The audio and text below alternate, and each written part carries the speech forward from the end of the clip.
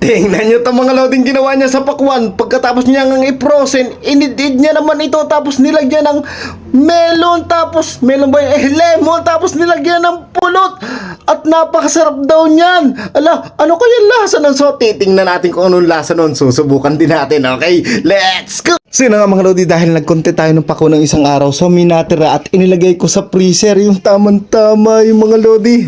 Okay, umpisahan na natin. Okay, ito gawin na natin. Bale, yung nakita ko nga dun sa TikTok, yung ginawang frozen yung watermelon. So ito, tanggalin na natin. Yan, frozen na frozen.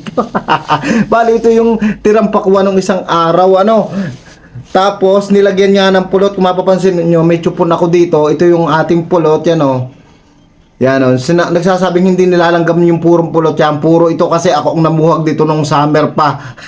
Nilalanggam ang pulot ha. Yan o, sa tamis na yan pag hindi yan nilanggam, yan, puro yan. At, yan o, nilagay ko nga ito sa rep at yan o, para siyang kandila. Pero, ang bango, purong pulot talaga siya. Tapos yan, meron na rin tayong panlagay na melon. Buwa tayo. Yan, so idin na natin mga lodi. Okay. Yan. Yan, ibigyan na natin. Tama lang natin sa baso. Yan. Wala sa lona, no?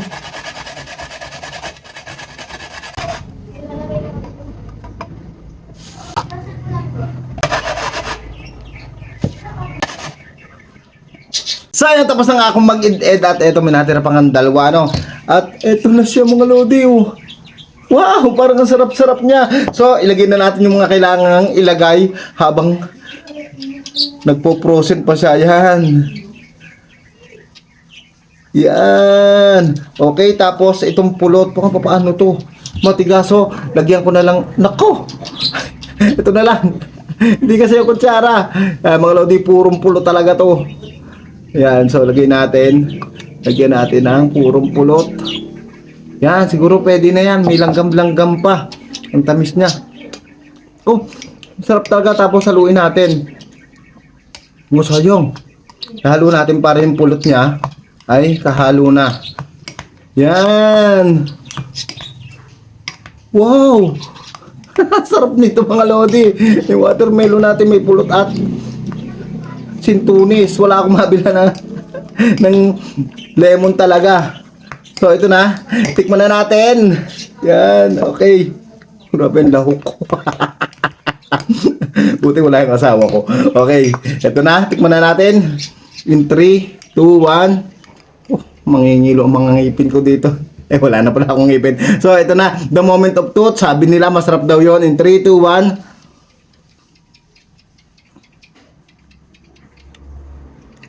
1. Wow! Ang sarap!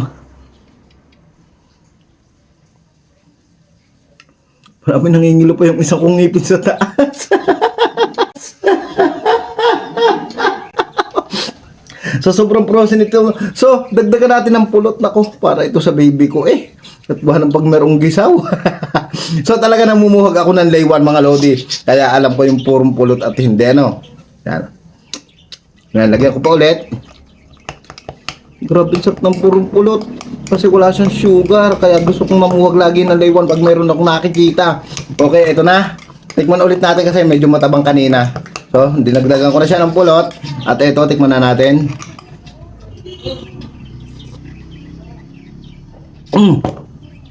Ayun. Ang sarap. Tapos yung pakwan mong mabibili, ang tamis pa.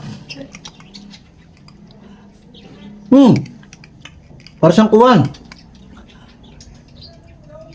Para siyang Slurpee mga lodi, oh. Sarap, tapos may pulot.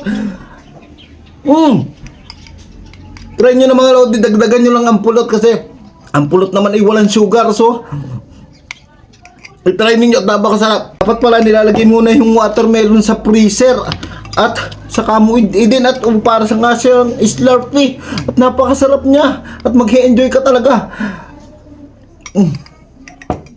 Okay.